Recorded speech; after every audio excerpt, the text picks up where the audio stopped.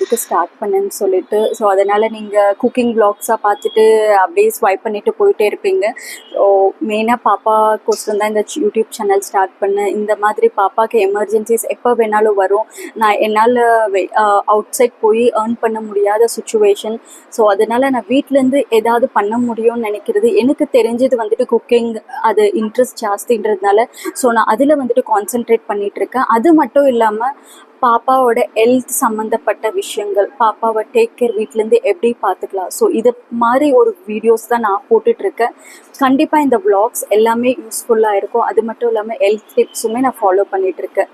பிடிச்சவங்க வந்துட்டு நிஷிதா சேனலை மறக்காமல் சப்ஸ்கிரைப் பண்ணுங்கள், நிஷிதாவுக்கு சப்போர்ட் பண்ணுங்கள். அது மட்டும் இல்லாமல் நிஷிதா இப்போ ஹாஸ்பிட்டலில் இருக்கிறதுனால உங்கள் எல்லாரோட ப்ரேயர்ஸ் கண்டிப்பாக நிஷிதாவுக்கு வேணும். ஸோ நிஷிதாக்கோசரம் ப்ரேயர் பண்ணுங்கள், அவள் சீக்கிரம் ரிக்கவரி ஆகிட்டு வீட்டுக்கு வரணும்.